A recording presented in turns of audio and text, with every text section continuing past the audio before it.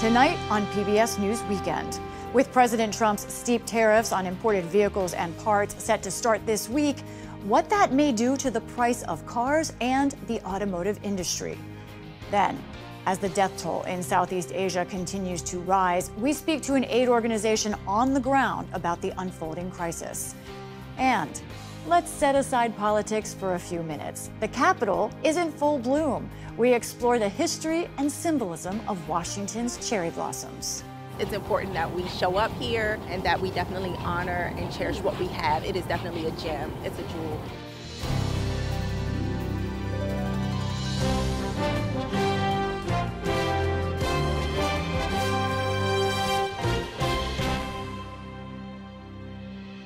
Major funding for PBS News Weekend has been provided by Certified Financial Planner professionals are proud to support PBS News Weekend. CFP professionals are committed to acting in their clients' best interest. More information at letsmakeaplan.org.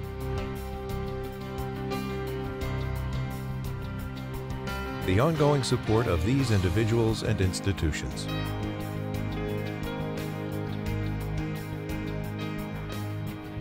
And friends of the NewsHour.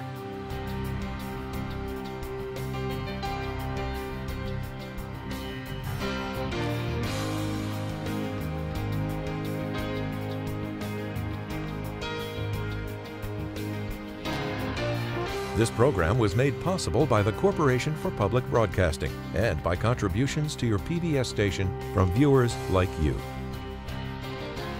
Thank you.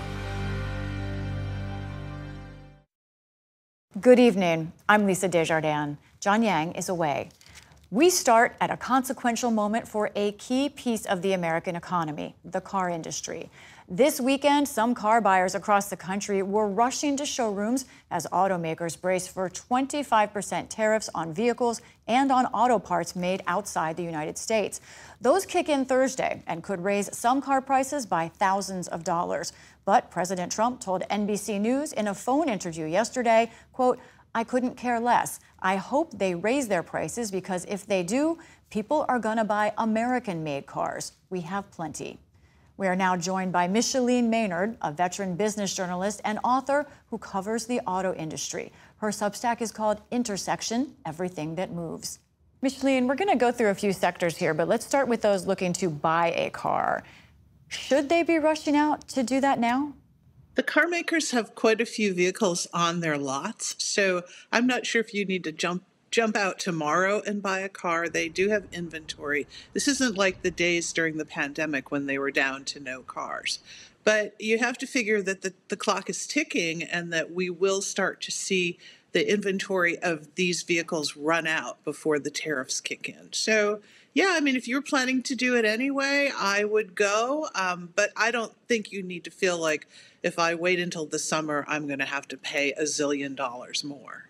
So this brings us to the dealerships themselves. Talking to some folks I know who work in car dealerships, some of them have had a great March already as it is, but now they're dealing with the prospect of these tariffs, and it seems like there's real mixed prospects for them. We want to play something from a Ford dealership, someone working in Ypsilanti, Michigan, for example. I'm kind of on the fence with tariffs. I can see where the benefits could lie, and I also see where the missteps are with tariffs. I'd rather us as a globe, as the total world, work together to make people's lives better. At the same time, it was better when there was more manufacturing here. Now, assuming that these tariffs do take place, as the Trump administration has said they will, what is the situation for car dealers? Could this be a real problem for them in business? Absolutely. So this is how this will work. The cars that are on the lots now, there's no reason why the prices should go up. However, we've seen in the past that dealers will often place fees on cars, even if they've been sitting on the lot. So it's up to the dealers themselves, because they're individual business people. They could place a tariff fee on the vehicle, even if it wasn't brought over after tariffs take effect. Now, when the tariffs take effect, this is all very confusing because it's both the vehicle and parts in the vehicle. And there's almost no vehicles sold in America that don't have parts that come from outside the United States. Even Tesla, which says it manufactures everything here in the United States, gets some parts from overseas. So it's going to be, will the dealers raise the prices of the whole vehicle? Will they raise prices to reflect the parts that are in the vehicle? It's all a big unknown right now. There has been some back and forth about President Trump's stance here. Contrary to the NBC reporting we mentioned earlier, the Wall Street Journal reported that President Trump warned CEOs not to raise prices because of these tariffs. How do you think CEOs approach this? So you have to understand that when you look at car prices, they're called manufacturers' recommended retail prices. The car companies can recommend a price, but the dealer is in charge of setting the last price. So the car companies could say, oh no, we don't want our dealers to raise prices, but these are individual men and women who are running these dealerships. And if their costs from the company go up, I can almost guarantee you that they're going to raise car prices. So that will put pressure on the automakers to keep their wholesale prices at the same levels that they are now. And I'm not sure if the car companies will be able to resist doing that. They don't want to take losses. In our last minute or so, I want to step back and just do big picture here. President Trump has said he wants to protect American workers, American manufacturing. He wants to spur a new era, I think, in American car making as he sees it. But the way this tariff is going, do you see it having that effect, short or long term? I think short term, there's going to be a lot of pain, and it's not going to just be in Detroit, because more vehicles are actually built in the United States by non-U.S. companies now than are built by the Detroit companies. And so we will have tariffs on European vehicles, on South Korean vehicles, on Japanese vehicles, and that's going to hurt everybody across the entire auto industry. Long term, I know the goal is to push car makers to build more vehicles in the United States. Right now, they don't have the capacity to do that. And they will have to make decisions on building new factories or new assembly lines based on the thought that Donald Trump might only be in office until 2028 or early 2029. So these are long-term decisions. Will they want to make a long-term decision facing the situation they're in now? And I think they're going to think very carefully about this. Micheline Maynard, you can find her reporting at Intersection, Everything That Moves, and we're so grateful that you joined us today. Thank you so much for having me. Also making headlines today, President Trump said he is considering serving a third term despite the constitutional ban. He made the remarks to NBC News. When asked about the details, the president said, "I'm not joking, and there are methods which you could do it." When pressed about those methods and asked if Vice President Vance could pass the role to him, Mr. Trump indicated that is one way and added, "But there are others too." The 22nd Amendment, which was added to the Constitution in 1951, says no person can be elected to the office of president more than twice. The growing measles outbreak in Texas is sparking concern in Washington and putting a brighter spotlight on President Trump's cabinet secretary, Robert F. Kennedy Jr. Kennedy, who heads Health and Human Services, has ordered the CDC to provide up-to-date guidance for the virus. He also wrote vaccines can protect vulnerable populations. At the same time, he forced out a top vaccine official. Today, Republican Senator James Lankford, who voted to confirm Kennedy, said he is worried about the outbreak. As for Secretary Kennedy, he says he trusts his previous testimony on this subject.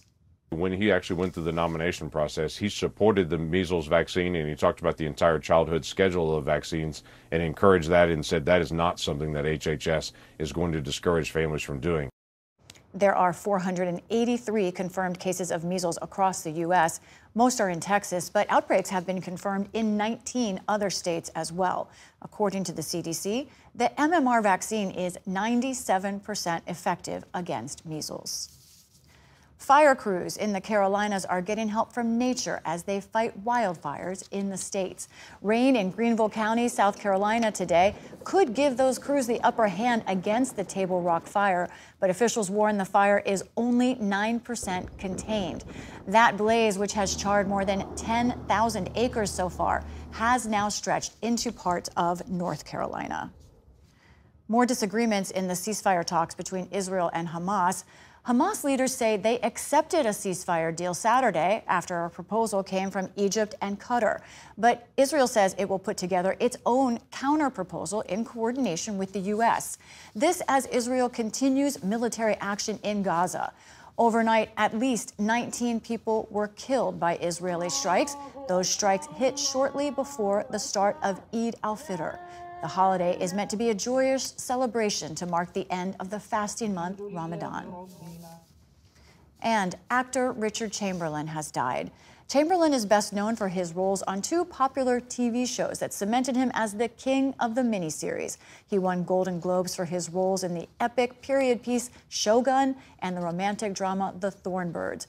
Chamberlain's publicist said the actor died in Hawaii following complications from a stroke.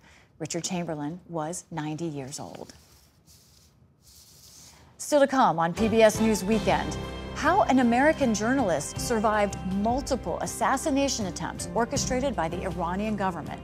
And don't worry about the parking, we take you to see cherry blossoms in full bloom in the nation's capital. This is PBS News Weekend from the David M. Rubenstein studio at WETA in Washington, home of the PBS NewsHour, weeknights on PBS. A new 5.1 magnitude aftershock rattled the survivors of Friday's devastating earthquake in Southeast Asia. Rescue teams worked frantically to pull survivors from the rubble in Mandalay, Myanmar's second largest city. Casualty numbers are expected to rise, but official totals still indicate approximately 1,600 people have been killed. In Thailand, more bodies were pulled today from a collapsed building in Bangkok. Save the Children has teams on the ground there now. This morning, I spoke with Jeremy Stoner, the interim Asia Regional Director for Save the Children, and asked him about the effects of the quake in Thailand and who's been hit the worst. Bangkok, I think, has felt the real pressure in terms of some damage to buildings. But most of all, I think it's been a very deeply frightening experience for residents across the city, much of which, as you may know, is high-rise buildings. But actually, the area which is of most concern to Save the Children is actually within Myanmar itself. There are 6 regions of the country that are in the sort of the center or the epicenter around the earthquake. And, you know, that accounts for about 28 million people in that area. Not all of those will be affected, but out of that 28 million, there's almost 7 million children. So, you know, the earthquake's had a huge impact in Myanmar itself, less so in Thailand, but in Myanmar, it's the worst earthquake for the last 100 years. So it's a big deal. It really is. As we noted, we're speaking to you in Thailand, but can you talk about the difficulty of reaching the areas in Myanmar that have the greatest need? It's really difficult to get a robust information out. And that's because infrastructure like roads and in some cases bridges, but also buildings which have collapsed across the regions have really made it very, very difficult to build an overall picture of what's actually happening on the ground. A community worker in the Shan region in Myanmar who contacted Save the Children, that's one of the regions that's been affected. He has 2 children of his own, and he was saying that in his township, a small township, more than 200 buildings had collapsed. And I mean, the overarching sort of image, and almost like I can almost hear it when he was describing it, was that at the time of the earthquake, children and adults were running into the streets, children screaming, absolutely terrified of what was going on around them. And this was just in the first seconds and the first minutes of the earthquake. And what's needed now on the ground is urgent medical support for those children and other members of the community who've actually survived the earthquake, but also other life-saving things are required. The basics of life, basically. I mean, we're talking about food, clean water, and shelter. And when we think about shelter, after a very severe earthquake like this, people are actually too scared to go back into their homes because they're worried that there'll be another aftershock or another earthquake. And so you'll find people are sleeping out on football fields, in monasteries as well, where locally monasteries have taken in people and families to support them. Also, there's a longer term impact, particularly on children, in terms of their mental well-being. And that's something that we spend quite a lot of resources investing in after earthquakes everywhere where we work. Can you help us with the timeline here? Obviously, some urgent needs, life and death needs right now, but how long could an area like this be in crisis from an event like this? Depending on the overall severity of this, when we got a very good sort of broader picture, we could be talking about at least a year or two of supporting communities through their immediate crisis, and then some of the medium and longer term things. A couple of schools were completely destroyed. And again, children, it's really important after a huge traumatic event like this that children get back into school and get some kind of normalcy back into their lives so that they can start to rebuild themselves as well as their communities. How can people here at home help? We have an emergency fund, which we accept donations from the public, and that can be found on our website, and people can give there. So that's a very important way of doing it. And this, basically, that enables us to provide life-saving support and medium to longer term support to rebuild children's and communities' lives over the coming couple of years. Jeremy Stoner with Save the Children, thank you so much for your time. Pleasure. Thank you.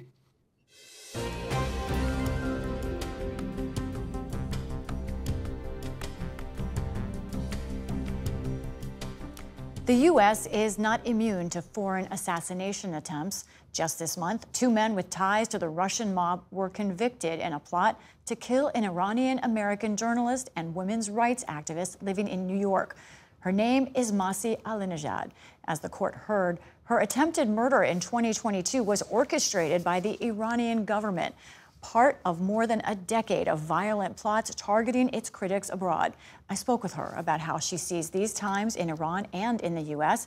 and began by asking her reaction to the guilty verdict for her would-be assassins.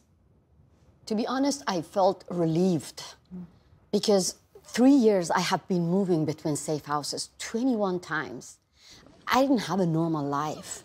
I was screaming, crying, dancing. I was bombarded by different emotions. People were there to kill me, convicted. I am alive, I am alive.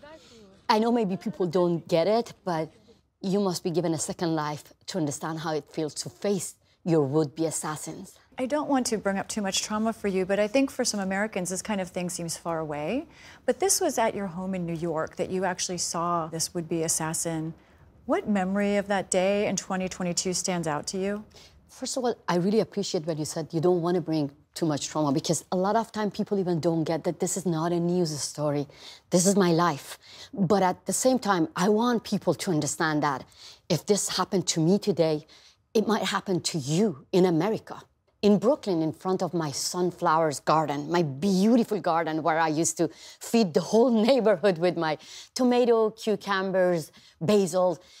The guy was there, gigantic guy. I stared into his eyes, but I thought he's just taking picture of my beautiful garden. I thought he's admiring my garden, but he was not. He was there to kill you. He said that in a public court that I was there to kill the journalist. Now, knowing what you do, and we've seen other reporting that Iran, for example, has worked with criminal gangs in this country to try and target those who oppose it. How broad do you think Iran's reach is around the world? Listen, it's not just me. There are more than 500 people who were the target of the Islamic Republic in 4 decades, beyond their own borders. And in this case, they actually hired Russian mobsters. They were trying to actually kidnap me first, because as you know, this is not the first assassination plot. I survived 3. The first plot, they were trying to kidnap me, to take me to Venezuela.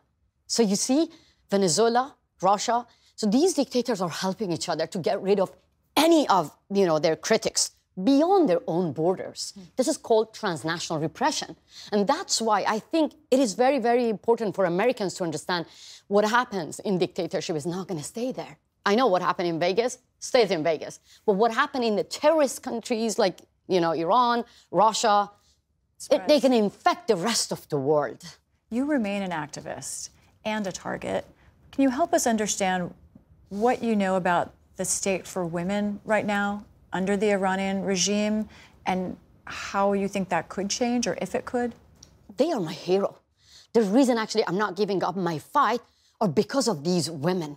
They're saying to the Ayatollahs, we're here, unveiled, where are you? So that actually shows you that women in Iran, they're not just fighting against compulsory veiling or a small piece of cloth. They want to have secular democracy. In my court, there was a woman who was deliberately blinded by the Revolutionary Guards during the uprising. Blinded? Blinded, yeah, she lost her eye because they shoot her in her eye. And then she was blinded, but she was there with hope, with me in a public trial. And I was asking her, why did you come all the way? She was like, I want to show Americans that they did everything to us. They took everything away from us, but not hope. What is the meaning of your tattoo? Zan Zendegi Azadi, woman, life, freedom. It makes me emotional because in my country, women got blinded, got killed, men got executed for the crime of just peacefully chanting, woman, life, freedom. So our culture is tolerance, music, singing, but women are in prison for the crime of singing in my country in 21st century. So I want to ask everyone to join my fight. Yes, I am an activist. I'm loud, louder than ever, but I can't do it on my own.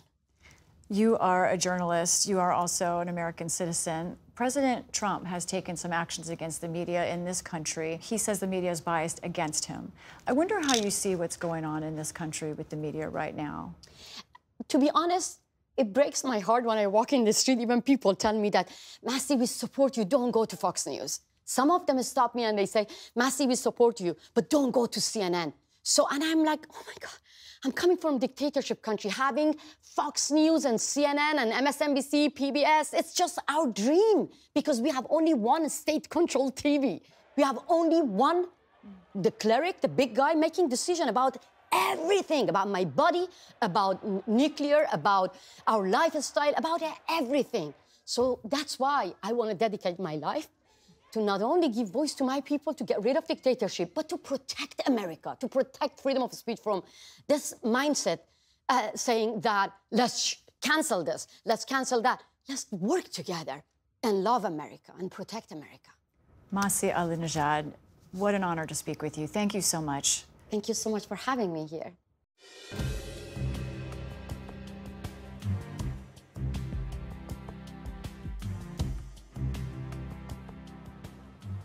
The tidal basin, the entry point to Washington, D.C., and home to the Jefferson Memorial, is at its most colorful and vibrant this weekend.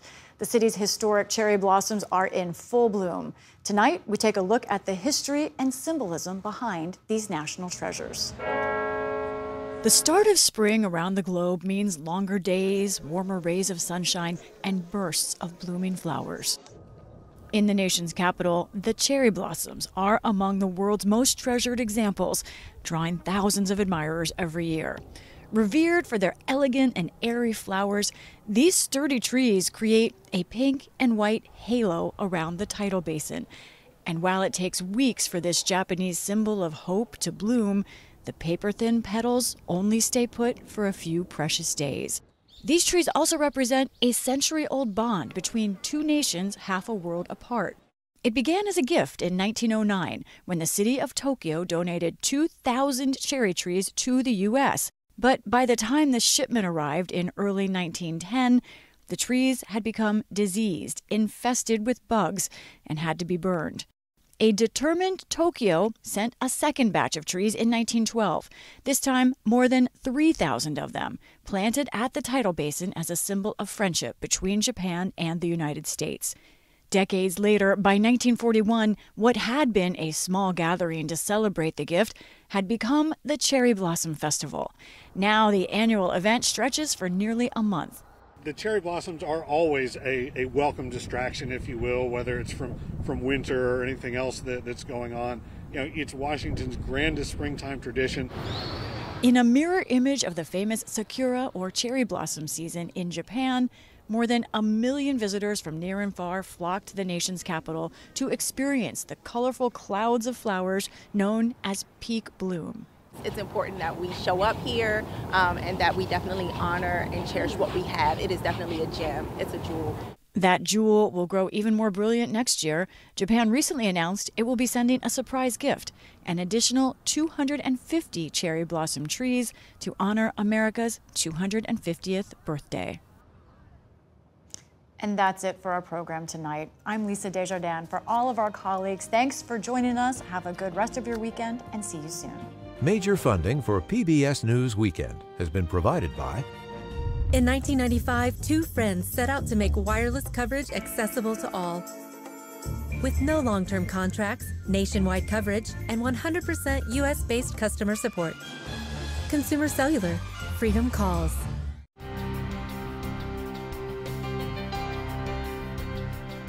The ongoing support of these individuals and institutions.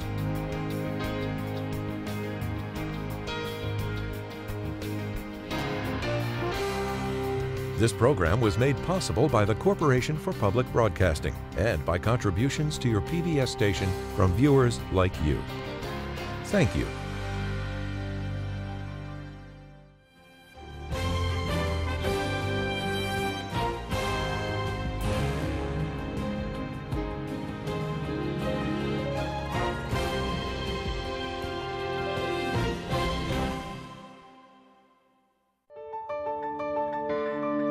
You're watching PBS.